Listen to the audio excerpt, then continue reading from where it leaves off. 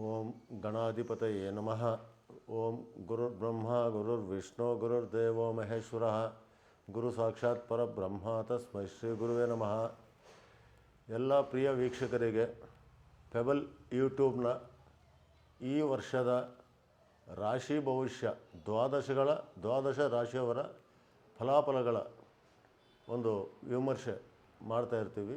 ಇದಕ್ಕಾಗಿ ಎಲ್ಲ ಪ್ರಿಯ ವೀಕ್ಷಕರಿಗೆ ಸ್ವಾಗತ. ಈ ವರ್ಷ ಜನವರಿ 1 ಅಂದರೆ ಸೋಮವಾರ, ಆವತ್ತು ಕೃಷ್ಣ ಪಕ್ಷ ಪಂಚಮಿ ತಿಥಿ ಇರುತ್ತೆ, ಮಖ ನಕ್ಷತ್ರ ಈ ದಿನದಿಂದ ಈ ವರ್ಷಾಂತ್ಯದವರೆಗೆ ಮೇಷರಾಶಿಯಿಂದ ಹಿಡಿದು ಮೀನರಾಶಿಯವರೆಗೂ ಅವರ ಫಲಾಫಲಗಳು ಹೇಗಿರ್ಬೋದು ಅನ್ನೋ ಒಂದು ಪಕ್ಷಿ ನೋಟ. ಈಗ ಮೊದಲಿಗೆ ಮೇಷರಾಶಿಯವರು ನೋಡಿ, ಪ್ರಸ್ತುತ ಮೇಷರಾಶಿಯವರಿಗೆ ಜನ್ಮದಲ್ಲಿ ಗುರು ಇದೆ. ಜನ್ಮಗುರು ಅಷ್ಟೊಂದು ಶುಭ ಅಲ್ಲ ಅಂತ ಶಾಸ್ತ್ರದಲ್ಲಿ ಉಲ್ಲೇಖ ಇದೆ. ಆದರೆ ಈ ಗುರು ಮೇಷರಾಶಿಗೆ ಸಂಚಾರ ಆದಾಗ ಸ್ವರ್ಣಮೂರ್ತಿ ಆಗಿತ್ತು. ನೋಡಿ, ಗುರು ಅಥವಾ ಶನಿ ರಾಶಿಯಿಂದ ರಾಶಿಗಳಿಗೆ ಸಂಚಾರ ಆಗಬೇಕಾದ್ರೆ ಮೂರ್ತಿ ನಿರ್ಣಯ ಅಂತ ಮಾಡ್ತೀವಿ ಅಲ್ವಾ ಪ್ರೇಮ ಅವರೇ? ನಾವು ಮೂರ್ತಿ ನಿರ್ಣಯ ಅಂತ ಮಾಡ್ತೀವಿ.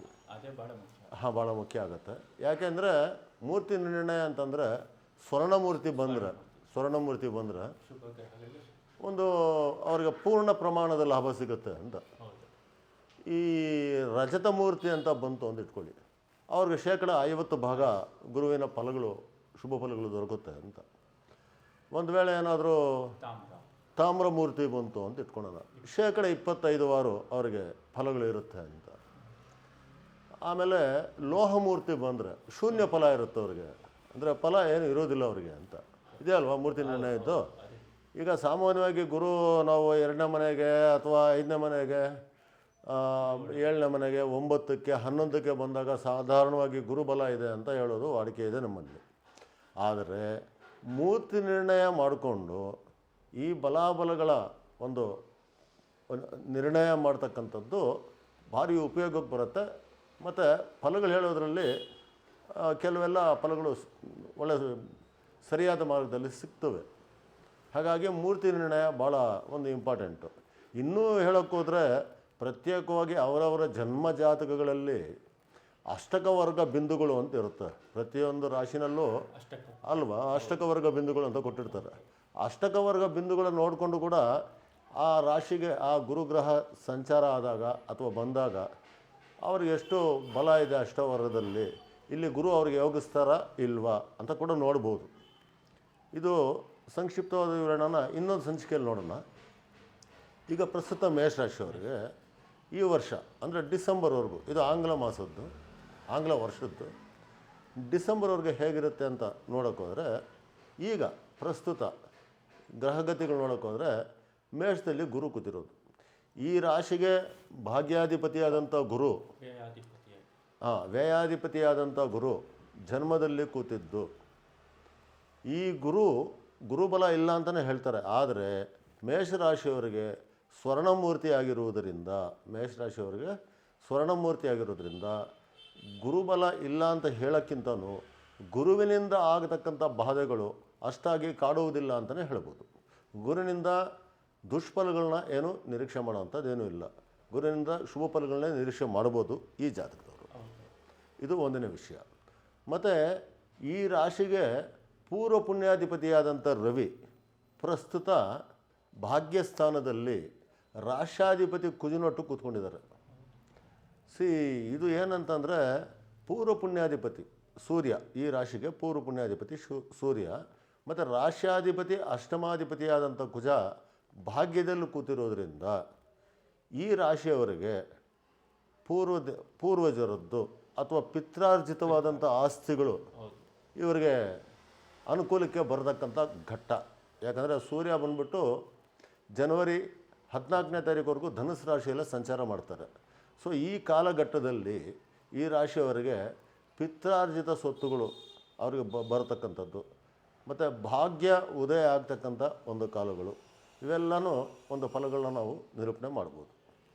ಮತ್ತು ಈಗಷ್ಟೇ ನವಂಬರ್ 28ನೇ ತಾರೀಕು 2023ನೇ ಇಸ್ವಿ ನವಂಬರ್ 28ನೇ ತಾರೀಕು ರಾಹು ಗ್ರಹ ಮೇಷದಿಂದ ಮೀನರಾಶಿಗೆ ಸಂಚಾರ ಆಯಿತು ಅಲ್ವಾ ಅವರೇ?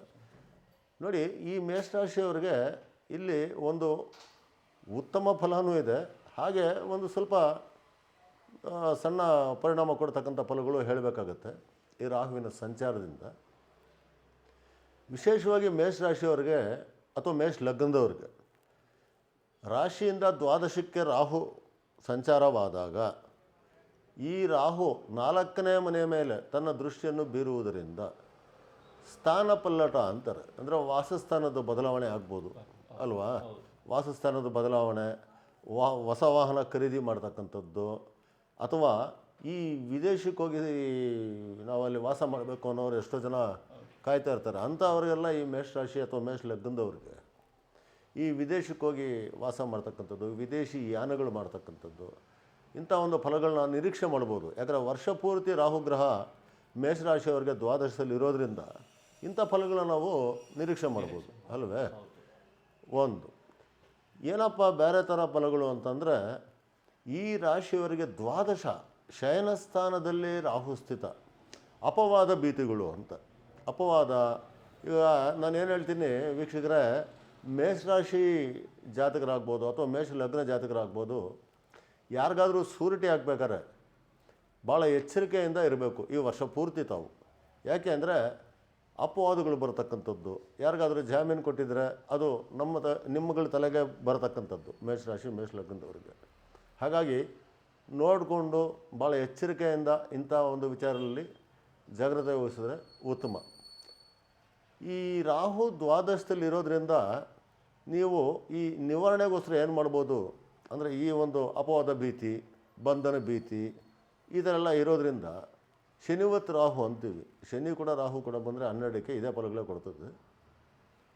ಸೊ ದೀಪದಾನ ಸೇವೆ ಅಂತ ಹೇಳ್ತಾರೆ, ಅಥವಾ ಭದ್ರದೀಪ ಸೇವೆ ಅಂತ ಹೇಳ್ತಾರೆ.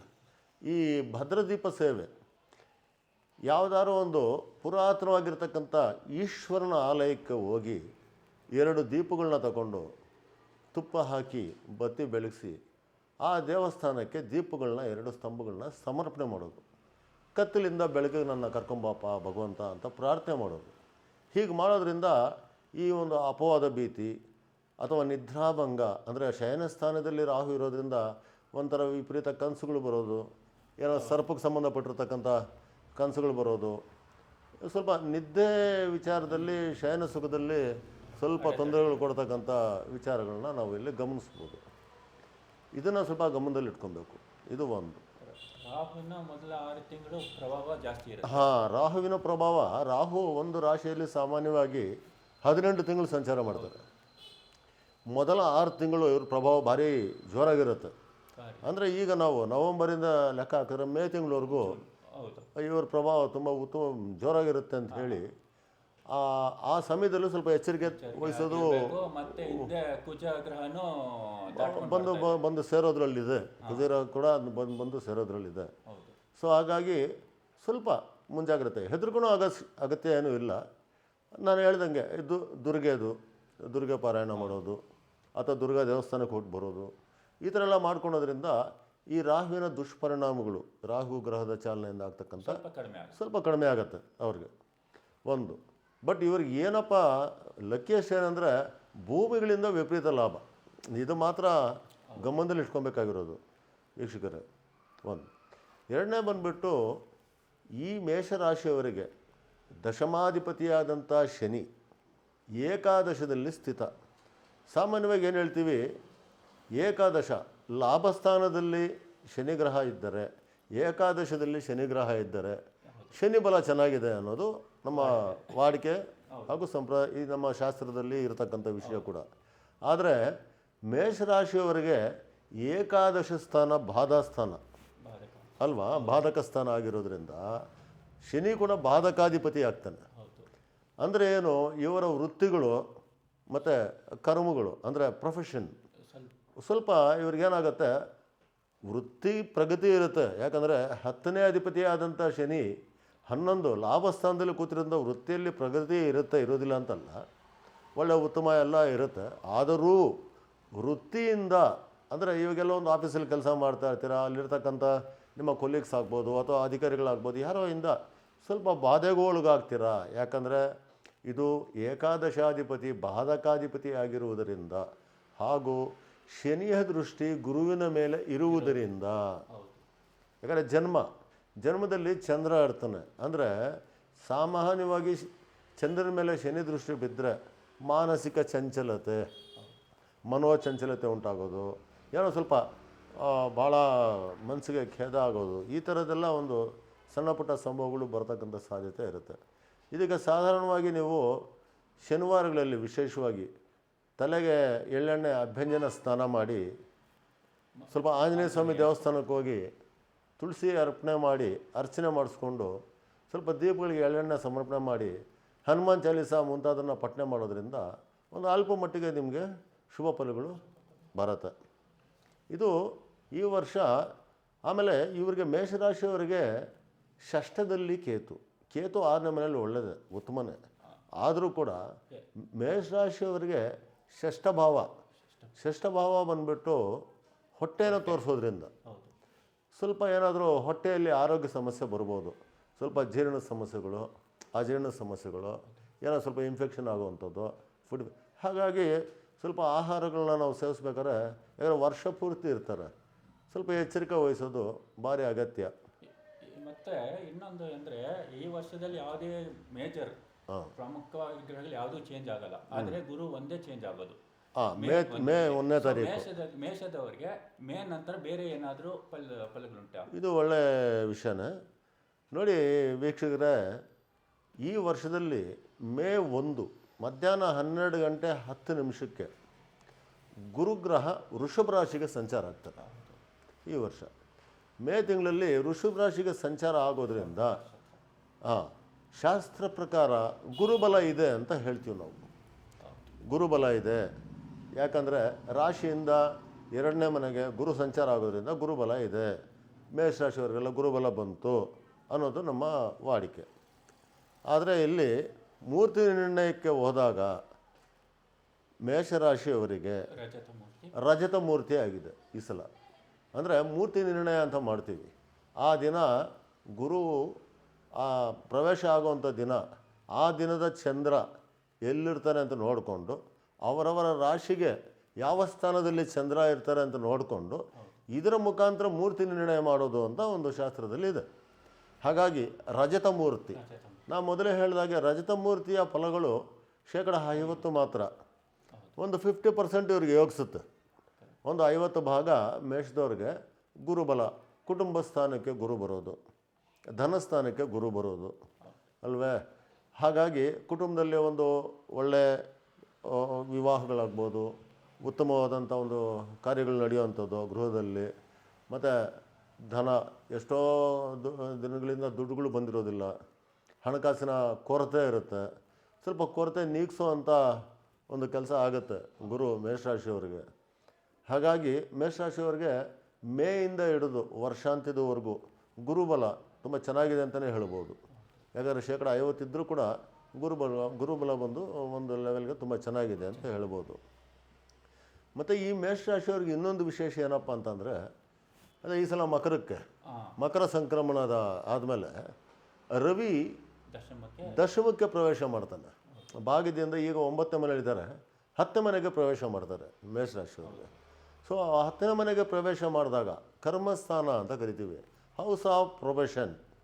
ಈ ರಾಶಿಗೆ ಪೂರ್ವ ಪುಣ್ಯಾಧಿಪತಿಯಾದಂಥ ಸೂರ್ಯ ದಶಮ ಸ್ಥಾನವನ್ನು ಪ್ರವೇಶ ಮಾಡುವುದರಿಂದ ಹಾಗೂ 1 ತಿಂಗಳ ಕಾಲ ಅಲ್ಲೇ ಸಂಚಾರ ಮಾಡುವುದರಿಂದ ಈ ರಾಶಿಯವರಿಗೆ ಅಧಿಕಾರ ಪ್ರಾಪ್ತಿ. ಸೂರ್ಯ ಅಂದರೆ ಸರ್ಕಾರ, ಅಧಿಕಾರ ಅಥವಾ ವೃತ್ತಿಯಲ್ಲಿ ಸ್ವಲ್ಪ ವಿಶೇಷವಾಗಿ ಅಧಿಕಾರ ಸಿಗ್ತಕ್ಕಂಥದ್ದು. ಈಗ ಭಾಳಷ್ಟು ಜನಗಳು ನೋಡ್ಬೋದು, ಈ ರಾಜಕಾರಣಿಗಳಾಗ್ಬೋದು ಅಥವಾ ಬೇರೆ ನಮ್ಮ ಸಾಧಾರಣ ವ್ಯಕ್ತಿಗಳು ಕೂಡ ಆಗ್ಬೋದು, ಇವರಿಗೆಲ್ಲ ನಾವು ಗಮನಿಸ್ಬೋದು ಒಂದು ಅಧಿಕಾರ ಸಿಗ್ತಕ್ಕಂಥ ಒಂದು ಸಂದರ್ಭ ಅಂತಲೇ ಹೇಳ್ಬೋದು. ಅದು ಮೇಷರಾಶಿಯವರು, ವಿಶೇಷ ಮೇಷರಾಶಿ ಮತ್ತು ಮೇಷ ಲಗ್ನದವರಾಗಿದ್ದರೆ ಅವರಿಗೆ ಪೂರ್ವ ಪುಣ್ಯಾಧಿಪತಿ 10ನೇ ಮನೆಯಲ್ಲಿ ಸಂಚಾರ ಮಾಡೋದ್ರಿಂದ ಇವರಿಗೆ ಒಂದು ಅಧಿಕಾರ ಸಿಗುವ ಒಂದು ಸೊಸೈಟಿಯಲ್ಲಿ ಮಾನ್ಯತೆ ಸಿಗೋದು ಅಥವಾ ವೃತ್ತಿಯಲ್ಲಿ ಏನಾದರೂ ಒಂದು ಬಡ್ತಿ ಸಿಗೋದು, ಈ ಥರದ್ದೆಲ್ಲ ಫಲಗಳನ್ನ ನಾವು ನಿರೀಕ್ಷೆ ಮಾಡ್ಬೋದು ಅಲ್ವೇ. ಇನ್ನು ಉತ್ತಮ ಫಲಿತಾಂಶ ಬೇಕಂದ್ರೆ ಸೂರ್ಯನ ಒಂದು ಆರಾಧನೆ ಮಾಡ್ಬೋದು. ಸೂರ್ಯನ ಏನಂತಂದರೆ ಒಂದು ಆದಿತ್ಯ ಹೃದಯ ಪಾರಾಯಣ ಮಾಡೋದು, ಸೂರ್ಯ ನಮಸ್ಕಾರ, ಸೂರ್ಯ ನಮಸ್ಕಾರಗಳು ನಿತ್ಯ ಮಾಡೋದು, ಮತ್ತು ಸೂರ್ಯದೇವರಿಗೆ ಅರ್ಘ್ಯ ಕೊಡೋದು, ಇಲ್ಲ ಗೋಧಿಯಿಂದ ಮಾಡಿರ್ತಕ್ಕಂಥ ಪದಾರ್ಥ ಚಪಾತಿ ಇಂಥ ಪದಾರ್ಥಗಳನ್ನ ಗೋವಿಗೆ ತಿನ್ನಿಸೋದು, ಇದೆಲ್ಲ ಮಾಡಿ ಗೋವಿಗೆ ನಮಸ್ಕಾರ ಮಾಡೋದು. ಹೀಗೆಲ್ಲ ಮಾಡೋದ್ರಿಂದ ಸೂರ್ಯದ ಇನ್ನೂ ಸ್ವಲ್ಪ ಉತ್ತಮ ಫಲಗಳನ್ನ ನಾವು ನಿರೀಕ್ಷೆ ಮಾಡ್ಬೋದು. ಇದು ಎರಡನೇ ವಿಷಯ. ಈಗ ವಿಶೇಷವಾಗಿ ಇವರು ಗಮನಿಸಬೇಕಾಗಿರೋದಂತಂದರೆ ಕುಂಭರಾಶಿಗೆ ಕುಜ ಪ್ರವೇಶ ಆಗ್ತಾರೆ. ಯಾವಾಗದು ಕುಂಭರಾಶಿಗೆ ಒಂದು ಅಂಗಾರಕ ಪ್ರವೇಶ ಮಾಡ್ತಾರೆ. ಯುಗಾದಿ ಸಮೀಪ. ಯುಗಾದಿ ಬಂದ್ಬಿಟ್ಟು ಈ ವರ್ಷದ 8ನೇ ತಾರೀಕು ಏಪ್ರಿಲ್, ಚೈತ್ರ ಮಾಸ ಪಾಡ್ಯಮಿ, ಒಂದು ಮಂಗಳವಾರ ಈ ಸಲ ಒಂದು ಯುಗಾದಿ ಹಬ್ಬ ಬರ್ತಾ ಇದೆ. ಆ ಆಸ್ಪಾಸ್ನಲ್ಲಿ ಕುಂಭರಾಶಿಗೆ ಕುಜ ಸಂಚಾರ ಮಾಡ್ತಾರೆ. ಈಗಾಗಲೇ ಅಲ್ಲಿ ಶನಿ ಗ್ರಹ ಸ್ಥಿತ ಇದೆ, ಶನಿಗೆ ಸ್ವಕ್ಷೇತ್ರ ಕೂಡ ಅದು. ಆ ಶನಿ ಗ್ರಹದ ಮೇಲೆ ಕುಜ ಸಂಚಾರ ಆದರೆ ಏಕಾದಶ ಸ್ಥಾನ ಅಂತೀವಿ. ಅಂದರೆ ಅಕ್ಕ ಅಣ್ಣ ಅಂದರೆ ಸಹೋದರರಲ್ಲಿ ಎಲ್ಡರ್ಸ್ ಅಂತ, ದೊಡ್ಡವರು ಅಂತ, ಅಕ್ಕ ಅಣ್ಣ ಇಂಥವರಲ್ಲಿ ಸ್ವಲ್ಪ ವೈಮನಸ್ಸುಗಳು ಬರ್ಬೋದು ಈ ರಾಶಿಯವರಿಗೆ. ಅಂದರೆ ಕಿರಿಯರಲ್ಲ, ಹಿರಿಯ ಸಹೋದರರಿಂದ ಸ್ವಲ್ಪ ವೈಮನಸ್ಸುಗಳು ಬರ್ತಕ್ಕಂಥ ಸಾಧ್ಯತೆ ಇರುತ್ತೆ. ಒಂದು ಸಾಮಾನ್ಯವಾಗಿ ಶನಿ ಮತ್ತು ಕುಜ ಯುತಿ ಅಂದರೆ ಇವೆರಡು ಗ್ರಹ ಸೇರುವಿಕೆ ಅಷ್ಟು ಒಳ್ಳೆಯ ಫಲಗಳು ಅಲ್ಲ, ನಿರೀಕ್ಷೆ ಮಾಡುವಂಥದ್ದಲ್ಲ. ಯಾಕಂದರೆ ಎರಡು ತದ್ವಿರುದ್ಧವಾದ ಗ್ರಹಗಳು, ಒಂದು ವಾಯುತತ್ವ, ಇನ್ನೊಂದು ಅಗ್ನಿತತ್ವ ಗ್ರಹಗಳು. ಎರಡೂ ಮಿಲನ ಆದಾಗ ಏನಾಗ್ಬೋದು, ಭಚಕ್ರದಲ್ಲಿ ಅಂದರೆ ಮೇಷರಾಶಿಯವರಿಗೆ ಮೀನಖಂಡಗಳು ಅಂದರೆ ಕಣಕಾಲುಗಳನ್ನು ತೋರಿಸೋದ್ರಿಂದ ಕಣಕಾಲುಗಳಲ್ಲೇನಾದರೂ ಈ ಮಸಲ್ ರಿಲೇಟೆಡ್ ಪ್ರಾಬ್ಲಮ್ಸ್ ಬರ್ಬೋದು. ಅಂದರೆ ಮಸ್ಕ್ಯುಲರ್ ರಿಲೇಟೆಡ್ ಪ್ರಾಬ್ಲಮ್ಸು, ಮತ್ತು ಕಣಕಾಲುಗಳಿಗೆ ಸಂಬಂಧಪಟ್ಟಂಗೆ ಪೆಟ್ಟು ಬೀಳೋದು, ಏನಾದರೂ ಏಟುಗಳು ಬೀಳೋದು, ಸ್ವಲ್ಪ ಇದ್ರ ಬಗ್ಗೆ ಕಾಳಜಿ ತೊಗೊಬೇಕಾಗತ್ತೆ. ಮತ್ತು ಮೇಷರಾಶಿಯವರಿಗೆ ಈ ಶನಿ ಕುಜ ಏಕಾದಶದಲ್ಲಿರೋದ್ರಿಂದ ಈ 45 ದಿನಗಳ ಕಾಲ, 1.5 ತಿಂಗಳು ಸಾಮಾನ್ಯವಾಗಿ ಅಂದರೆ ಮೇ ಮಧ್ಯಭಾಗದವರೆಗೂ ಅಥವಾ ಮೇ ಅಂತ್ಯಭಾಗದವರೆಗೂ ಕುಜ ಅಲ್ಲಿ ಸಂಚಾರ ಮಾಡೋದ್ರಿಂದ ಆ ಸಮಯದಲ್ಲಿ ಅಂಗಾರಕನಿಗೆ ಸಂಬಂಧಪಟ್ಟಂಥ ಸ್ತೋತ್ರಗಳು, ಧರಣಿ ಗರ್ಭ ಸಂಭೂತಂ ವಿದ್ಯುತ್ ಕಾಂತಿ ಸಮಪ್ರಭಂ ಕುಮಾರಂ ಶಕ್ತಿ ಅಸ್ತಂಚ ಮಂಗಳಂ ಪ್ರಣಮಾಮ್ಯಹಂ ಅಂತ ಈ ಅಂಗಾರಕ ಮಂತ್ರನ ಸಾಧ್ಯವಾದಷ್ಟು ಪೂರ್ವ ದಿಕ್ಕಿಗೆ ಮುಖ ಮಾಡಿಕೊಂಡು ಒಂದು ಮಣೆ ಹಾಕ್ಕೊಂಡು ಕೂತ್ಕೊಂಡು ಒಂದು 21 ಸಲ ಪಠ್ಯ ಮಾಡೋದು. ಮತ್ತು ಶನಿಗ್ರಹದ ಮಂತ್ರ ಕೂಡ ಈ ಪಶ್ಚಿಮ ದಿಕ್ಕಿಗೆ ಮುಖ ಮಾಡಿಕೊಂಡು ಒಂದು ಸಾಧ್ಯವಾದಷ್ಟು ಒಂದು 21 ಸಲ ಆ ಶನಿಗ್ರಹ ಮಂತ್ರ ಪಠ್ಯ ಮಾಡೋದು. ಇವೆಲ್ಲ ಮಾಡೋದ್ರಿಂದ ಈ ಬಾಧೆಗಳಿಂದ ಒಂದು ಮಟ್ಟಿಗೆ ಅವರು ತಪ್ಪಿಸ್ಕೊಬೋದು. ಮತ್ತು ಇದು ಎದೆಭಾಗದಲ್ಲಿ ಕೂಡ ಮಸ್ಕ್ಯುಲರ್ ರಿಲೇಟೆಡ್ ಪ್ರಾಬ್ಲಮ್ ತಂದುಬಿಡುತ್ತೆ. ಶನಿ ಮತ್ತು ಕುಜ ಕುಂಭದಲ್ಲಿ ಸಂಚಾರ ಆದರೆ, ಸಾಮಾನ್ಯವಾಗಿ ಶನಿ ಕುಜ ಕಾಂಬಿನೇಷನ್ ಏನಾದರೂ ವೃಶ್ಚಿಕದಲ್ಲಿ ಬಂದರೆ, ವೃಶ್ಚಿಕ ಬಂದು ಬಚಕ್ರದಲ್ಲಿ ಮೂತ್ರಕೋಶ ಅಥವಾ ಮೂತ್ರಸ್ಥಾನ ಅಂತ ಕರಿತೀವಿ, ಅಲ್ಲೇನಾದ್ರು ಇದ್ದುಬಿಟ್ರೆ ಶನಿ ಕುಜ ಕಾಂಬಿನೇಷನ್ಸು ಸಾಮಾನ್ಯವಾಗಿ ವೀಕ್ಷಕರೇ ಅಂಥವ್ರಿಗೆ ಸ್ಟೋನ್ಸ್ ಬಂದ್ಬಿಡೋದು ಅಥವಾ ಪೈಲ್ಸ್ ಬರೋದು, ಪಿಸ್ಟುಲಾ ಅಂತ ತೊಂದರೆಗಳು ಬಂದ್ಬಿಡೋದು, ಮತ್ತು ಎಕ್ಸೆಸ್ ಆಫ್ ಹೀಟ್ ಆಗೋದು, ಮತ್ತು ಇನ್ಫೆಕ್ಷನ್ಸ್ ಆಗೋದು, ಈ ಥರದ್ದೆಲ್ಲ ಬಂದ್ಬಿಡುತ್ತೆ. ಹಾಗಾಗಿ ವಿಶೇಷತಃ ಹೆದರ್ಕೊಳೋ ಅಗತ್ಯ ಇಲ್ಲ. ಶನಿಗ್ರಹಕ್ಕೆ ಮತ್ತು ಅಂಗಾರಕನಿಗೆ ಸಾಧ್ಯ ಆದಷ್ಟು ನಾವು ಈ ಮಂತ್ರ ಪಠನೆ ಅಥವಾ ಒಂದು ದೇವಸ್ಥಾನಗಳಿಗೆ ಹೋಗಿ ಬರೋದು ಇಂಥದ್ದೆಲ್ಲ ಮಾಡ್ಕೊಳೋದ್ರಿಂದ ಒಂದು ಇದರಿಂದ ನೆಮ್ಮದಿಯನ್ನು ಕಾಣ್ಬೋದು ಅಂತ ಹೇಳ್ಬೋದು. ಅದು ಅವರ ಜನ್ಮ ಜಾತಕದಲ್ಲಿ ಒಳ್ಳೆ ಪ್ಲೇಸಲ್ಲಿದ್ದರೆ ಹೌದು ಅದು ಶುಭ ಫಲಗಳನ್ನ ನಿರೀಕ್ಷೆ ಮಾಡ್ಬೋದು. ಇದು ಎರಡನೇ ವಿಷಯ. ಮತ್ತು ಕುಜ ಬಂದುಬಿಟ್ಟು ಮೇ ಅಂತ್ಯದಲ್ಲಿ ಅಥವಾ ಜೂನ್ ಮೇ ಅಂತ್ಯದಲ್ಲಿ ಮೀನರಾಶಿಗೆ ಸಂಚಾರ ಆಗ್ತಾರೆ. ನೋಡಿ, ಇದು ಸ್ವಲ್ಪ ವಿಶೇಷ. ಮೀನರಾಶಿಗೆ ಕುಜ ಸಂಚಾರ ಆದರೆ ಈಗಾಗಲೇ 12ಶ ಸ್ಥಾನ ಮೇಷರಾಶಿಯವರಿಗೆ ವ್ಯಯಸ್ಥಾನ ಅಂತ ಹೇಳಿದ್ದೀವಿ. ಅಲ್ಲಿ ಬಂದುಬಿಟ್ಟು ಕುಜ ರಾಹು ಎರಡು ಸಮ್ಮಿಳನ ಆಗ್ಬಿಡುತ್ತೆ. ಜೊತೆಯಲ್ಲಿ ಬುಧ ಕೂಡ ಸಂಚಾರ ಆಗ್ತಾರೆ ಆ ಕಾಲದಲ್ಲಿ. ಈ ಬುಧ ಗ್ರಹಕ್ಕೆ ಬಂದು ನೀಚ ಸ್ಥಳ ಅದು. ಹೇಳಿ ಕೇಳಿ ಮೇಷರಾಶಿಯವರಿಗೆ ಬುಧ ರೋಗಾಧಿಪತಿ ಆಗ್ತಾನೆ. ಬುಧ ಅಂದರೆ ನರಮಂಡಲ ಅಂತ, ನರುಸ್ ಅಂತ. ಈ ನರಮಂಡಲಕ್ಕೆ ಸಂಬಂಧಪಟ್ಟಂಥ ತೊಂದರೆಗಳು, ನರಗಳಿಗೆ ಸಂಬಂಧಪಟ್ಟಂಥ ತೊಂದರೆಗಳು ಒಂದು ಸ್ವಲ್ಪ ಮಟ್ಟಿಗೆ ಅವ್ರನ್ನ ಬಾಧಿಸ್ಬೋದು. ಇದು ಒಂದನೇ ವಿಷಯ. ಎರಡನೇದು, ಕುಜ ಮತ್ತು ರಾಹು ಶಯನ ಸ್ಥಾನದಲ್ಲಿರೋದ್ರಿಂದ, ವ್ಯಯಭಾವದಲ್ಲಿ ಇರೋದ್ರಿಂದ ಏನಾಗೋಗ್ಬಿಡುತ್ತೆ, ಈ ದುಸ್ವಪ್ನಗಳು ಬರೋದು ಜಾಸ್ತಿ ಆಗುತ್ತೆ. ಆಮೇಲೆ ನಾನು ಮೊದಲೇ ಹೇಳ್ದಂಗೆ ಈಗಾಗಲೇ ಅಪವಾದ ಭೀತಿ ಅಂತ ಹೇಳಿದೆ. ಆ ಸಮಯದಲ್ಲಿ ಹೆಚ್ಚಾಗಿ ಈ ಕುಜ ಅಂದರೆ ಪೊಲೀಸು ಇವೆಲ್ಲ ತೋರಿಸ್ತಾ ಇರ್ತದೆ. ಹಾಗಾಗಿ ಈ ಪೊಲೀಸಿಂದ ಏನಾದರೂ ವ್ಯಾರೆಂಟ್ಸ್ ಬರೋದು, ಕಂಪ್ಲೇಂಟ್ಸ್ ಕೊಡೋದು, ಘರ್ಷಣೆಗಳಾಗೋದು, ಈ ಥರದ್ದೆಲ್ಲ ಒಂದು ಘಟನೆಗಳು ಸಂಭವಿಸುವಂಥ ಸಾಧ್ಯತೆ ಇರುತ್ತೆ. ಹಾಗಾಗಿ ಇದನ್ನು ನಿವಾರಿಸೋದು ಹೇಗಪ್ಪ, ಅದಕ್ಕೇನು ಎದುರ್ಕೊಳ್ಳೋವಂಥ ಅಗತ್ಯನೂ ಇಲ್ಲ. ಯಾಕಂದರೆ ಬುಧ ಕೂಡ ಅಲ್ಲೇ ಸೇರಿರೋದ್ರಿಂದ, ಬುಧ ಗ್ರಹನ ನಾವು ವಿಷ್ಣು ಅಂತ ಹೇಳೋದ್ರಿಂದ, ಸಾಕ್ಷಾತ್ ಶ್ರೀ ಲಕ್ಷ್ಮೀ ನರಸಿಂಹನ ಆರಾಧನೆ ಮಾಡೋದ್ರಿಂದ ಇವರಿಗೆ ಭಾಳ ಅನುಕೂಲ ಆಗುತ್ತೆ ಅಂತ ಹೇಳ್ಬೋದು. ಯಾಕಂದರೆ ಬುಧ ಕೂಡ ಅಲ್ಲಿ ನೀಚತ್ವ ಪಡೆದಿರೋದ್ರಿಂದ ಬುಧ ಗ್ರಹದ ಬಲಕ್ಕೆ ಅಥವಾ ಈ ನರಮಂಡಲದ ರೋಗದಿಂದ ತಪ್ಪಿಸ್ಕೊಳೋದಕ್ಕಾಗಲಿ ಅಥವಾ ಈ ಶಯನ ಸ್ಥಾನದಲ್ಲಿ ಸರಿಯಾಗಿ ನಿದ್ದೆ ಬರೆದಿರೋ ಬಾಧೆಗಳು ಪಡೋದಕ್ಕಾಗಲಿ, ಹೀಗಾಗಿ ಒಂದು ಶ್ರೀ ಲಕ್ಷ್ಮೀ ನರಸಿಂಹಸ್ವಾಮಿ ಸ್ತೋತ್ರ ಮತ್ತು ಆ ದೇವಸ್ಥಾನಗಳಿಗೆ ಹೋಗಿ ವಿಶೇಷವಾಗಿ ಬುಧವಾರಗಳಲ್ಲಿ ಹೋಗಿ ಪೂಜೆ ಮಾಡಿಸ್ತಕ್ಕಂಥದ್ದು, ಆ ದೇವರಲ್ಲಿ ನಾವು ಪ್ರಾರ್ಥನೆ ಮಾಡ್ತಕ್ಕಂಥದ್ದು, ಇಂಥ ಒಂದು ವಿಚಾರಗಳನ್ನ, ಮತ್ತು ಸುಬ್ರಹ್ಮಣ್ಯೇಶ್ವರ ಸ್ವಾಮಿ ದೇವಸ್ಥಾನಕ್ಕೆ ಹೋಗೋದು, ಭುಜಂಗ ಸ್ತೋತ್ರ ಪಠನೆ ಮಾಡೋದು, ಇವೆಲ್ಲ ಮಾಡೋದ್ರಿಂದ ಈ ಬಾಧೆಯಿಂದ ನಾವು ಹೊರಬರ್ಬೋದು. ಅಂದರೆ ಮೊದಲು ತಿಳಿಸಿದಂಗೆ ಮೊದಲು 6 ತಿಂಗಳು ಸ್ವಲ್ಪ ಜಾಗ್ರತೆ, ಮೊದಲನೇ 6 ತಿಂಗಳು ಭಾಳ ಎಚ್ಚರಿಕೆಯಿಂದ ಇರಬೇಕು. ಈ ರಾಶಿಯವರು ಎಚ್ಚರಿಕೆಯಿಂದ ಇರಬೇಕು. ಇದನ್ನು ಮಾತ್ರ ಅವರಿಗೆ ಗಟ್ಟಿಯಾಗಿ ಹೇಳ್ಬೋದು ನಾವು. ಇದು ಈ ರಾಶಿಯವರಿಗೆ. ಇಲ್ಲೊಂದು ವಿಶೇಷ ನಡೆಯುತ್ತೆ. ಈ ಏಕಾದಶಿಲಿರುವಂಥ ಶನಿಗೆ ಫೆಬ್ರವರಿ 17ನೇ ಮೇಲೆ ರವಿ ಸಂಚಾರ ಆಗ್ತದೆ. ಶನಿ ಮತ್ತು ರವಿ ಕಾಂಬಿನೇಷನ್ ನೋಡಿ, ಇಲ್ಲಿ ಪೂರ್ವ ಪುಣ್ಯಾಧಿಪತಿ ಶನಿ ಮತ್ತು ರವಿ ಪರಸ್ಪರ ವೈರಗ್ರಹಗಳು ಅಂತ ಹೇಳ್ತೀವಿ. ಒಬ್ರಿಗೊಬ್ರು ವಿರೋಧ, ತಂದೆ ಮಕ್ಕಳಾದ್ರೂ ವಿರೋಧನೇ. ಏನಾಗುತ್ತೆ, ಆಸ್ತಿ ವಿಷಯದಲ್ಲಿ ತಂದೆ ಮಕ್ಕಳಲ್ಲಿ ಜಗಳ ಬರೋದು, ಸ್ವಲ್ಪ ವೈಮನಸ್ಸುಗಳಾಗೋದು, ಈ ಥರದೆಲ್ಲ ಒಂದು ವಿಷಯನ ಇಲ್ಲಿ ತೋರಿಸುತ್ತೆ. ಮತ್ತು ಶನಿ ಮತ್ತು ರವಿ ಯುತಿ ಜಾತಕರಿಗೆ ಅಷ್ಟು ಒಳ್ಳೆ ಶುಭ ಫಲ ಅಲ್ಲ. ಸಾಮಾನ್ಯವಾಗಿ ವೀಕ್ಷಕರೇ, ಈ ಶನಿ ರವಿ ಏನಾದರೂ ಲಗ್ನದಿಂದ 4ನೇ ಮನೆಯಲ್ಲಿ ಯುತಿ ಇದ್ದಲ್ಲಿ, ಯಾವ್ದಾದ್ರು ರಾಶಿಯವರಾಗ್ಬೋದು, ಯಾವ್ದಾದ್ರು ಲಗ್ನದವರಾಗ್ಬೋದು, 4ನೇ ಭಾವದಲ್ಲಿ ಏನಾದರೂ ಶನಿ ರವಿ ಯುತಿ ಇದ್ದುಬಿಟ್ರೆ ಅಂಥವ್ರಿಗೆ ಹೃದಯ ಸಂಬಂಧಿ ತೊಂದರೆಗಳು ಬಂದ್ಬಿಡುತ್ತೆ ಅಂತ ನಾವು ಬೇಕಾದಷ್ಟು ಜಾತಕಗಳು ವಿಶ್ಲೇಷಣೆ ಮಾಡಿದಾಗ ನೋಡಿದ್ದೀವಿ, ಶಾಸ್ತ್ರದಲ್ಲೂ ಇದೆ.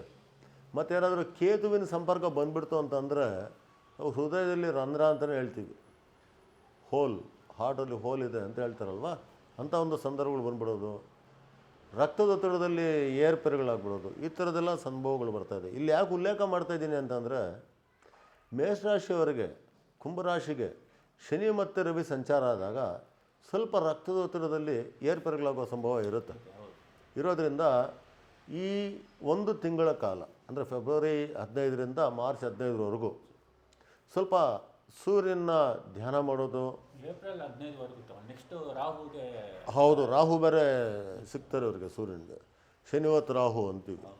ಸೊ ರಾಹು ಜೊತೆ ಕೂಡ ಸೂರ್ಯ ಇರಬೇಕಾದ್ರೆ ಇವರು ಯಾವುದಾದ್ರು ಸೂರ್ಯನ ದೇವಸ್ಥಾನಗಳಿಗೆ ಹೋಗಿ ಬರೋದು, ಆದಿತ್ಯ ಹೃದಯ ಪಾರಾಯಣ, ಆದಿತ್ಯ ಹೃದಯ ಪಠನ, ಸವಿತಾ ಅಗ್ನಿ ರುದ್ರ ಜಪ, ಇಂಥದ್ದೆಲ್ಲ ಮಾಡ್ಕೊಂಬರೋದು.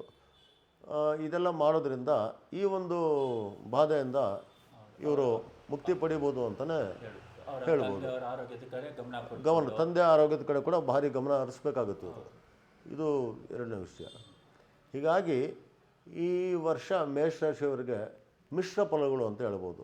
ಒಟ್ಟಾರೆಯಾಗಿ ತಗೊಂಡ್ರೆ ಈ ರಾಶಿಯವರಿಗೆ ಈ ವರ್ಷ ಭಾಳ ಚೆನ್ನಾಗಿದೆ, ಭಾಳ ಉತ್ತಮ ದಿನಗಳಿದ್ದಾವೆ. ಒಂದು ಉತ್ತಮ ಉದ್ಯೋಗ ಸಿಕ್ಕುವಂಥದ್ದು, ಅಧಿಕಾರ ಸಿಕ್ಕುವಂಥ ಯೋಗ, ಮತ್ತು ಗುರುಬಲ ಕೂಡ ಮೇ ತಿಂಗಳ ನಂತರ ವರ್ಷಾಂತ್ಯದವರೆಗೂ ಗುರುಬಲ ಕೂಡ ಬರ್ತಕ್ಕಂಥದ್ದು. ಹಾಗಾಗಿ ಮೇಷರಾಶಿಯವರಿಗೆಲ್ಲ ಶುಭ ಫಲಗಳೇ ಭಾಳ ಹೆಚ್ಚಾಗಿರ್ತವೆ ಅಂತ ಹೇಳೋದಕ್ಕೆ ಏನು ಅಡ್ಡಿ ಇಲ್ಲ.